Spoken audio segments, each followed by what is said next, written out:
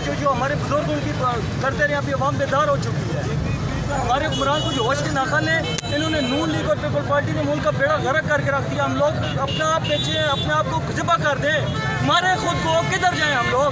ये मुल्क हमारा है, हम आज़ाद हैं। सिर्फ हम रोटी टुकड़े तक ही रह गए, सिर्फ तुम्हारे बाप बेटे, तुम्हारी नस्लें हमारे ऊपर मुसल्लत होती रहेंगी।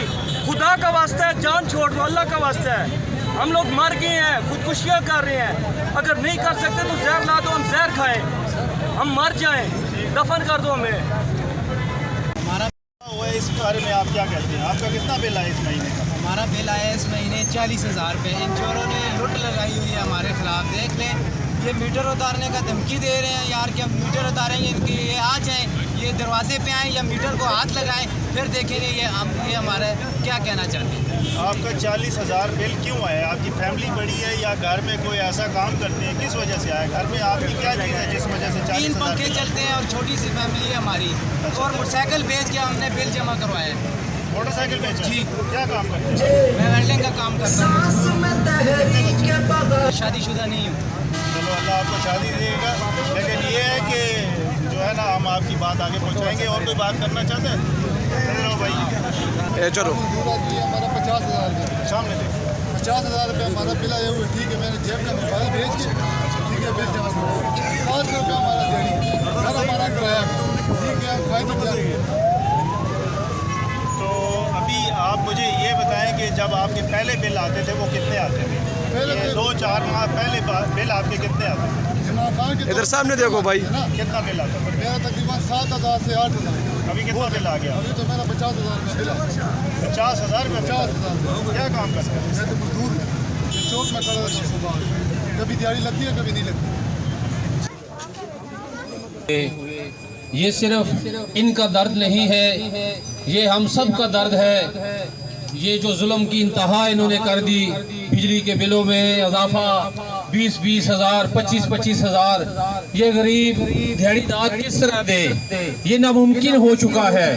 जंग आमद बजंग आमद, इंशाल्लाह हम ये बिल अदा नहीं करेंगे। क्या आप हम सबसे इज़हार यकजहती करते हैं? मेरे दोस्तों, अब वो वक्त आ चुका है कि हमें अपने हक के लिए खड़ा होना पड़ेगा।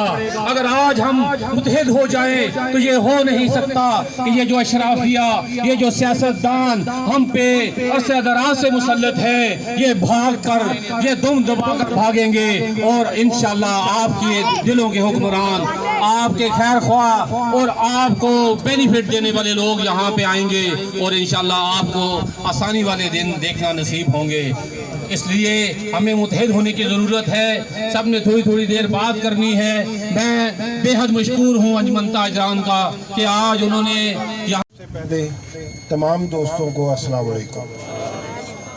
मैं मशकूर हूँ अंजुमन ताजरान के कि जिन्होंने ये जुल्म की जो बिलों में हुकूमत ने जो इजाफा किया हुआ है, इस पर ये इकट्ठे हुए और एहतजाज के लिए आज तमाम दोस्त इन्हीं की वसादत से यहाँ इकट्ठे हुए।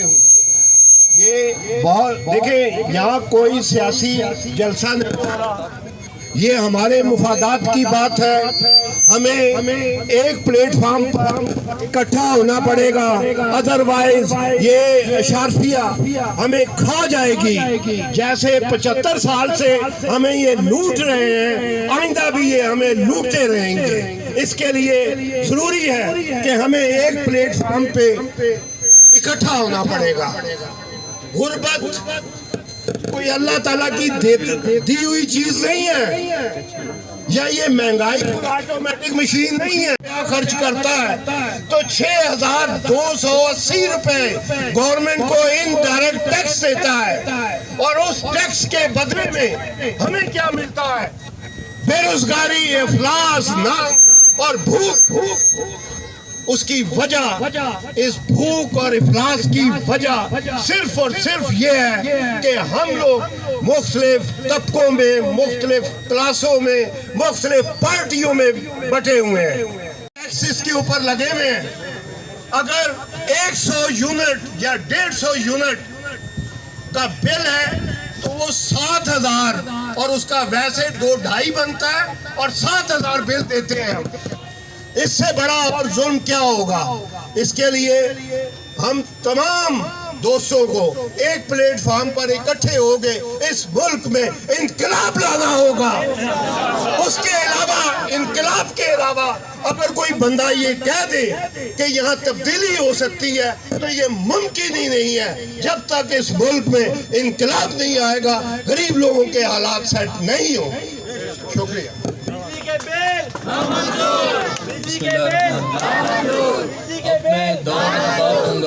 में 150 रुपये यूनिट तक मुतवक्को है। तो ऐसे में तो मेरा नहीं ख्याल कि यहाँ पे कोई बड़े से बड़ा रईस ज़्यादा भी बिल जमा करा सकेगा। तो उस वक्त निकलने से बहुत बेहतर है कि आज ही हम इस मज़दूर के लिए निकलें, इस आम आदमी के लिए निकलें, ताकि आइंदा आने वाले दिनों में हम भी बच सकें। इसके लिए आपको मुतहद होना पड़ेगा।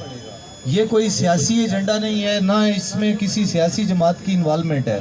पहली दफ़ा 75 साल में पाकिस्तान में पहली दफ़ा अवाम अपने हकूक़ के लिए खुद निकली है। इससे पहले ये होता था कि कोई सियासी शोबेबाज अपनी सियासत को चमकाने के लिए लोगों को निकालता था और अपने मफादात हल होने के बाद वो उन लोगों को घरों को भेज देता था। इसी तरह मजहबी जमातें भी लोगों को काल देती थी और जलाओ घिराओ सब कुछ होता था।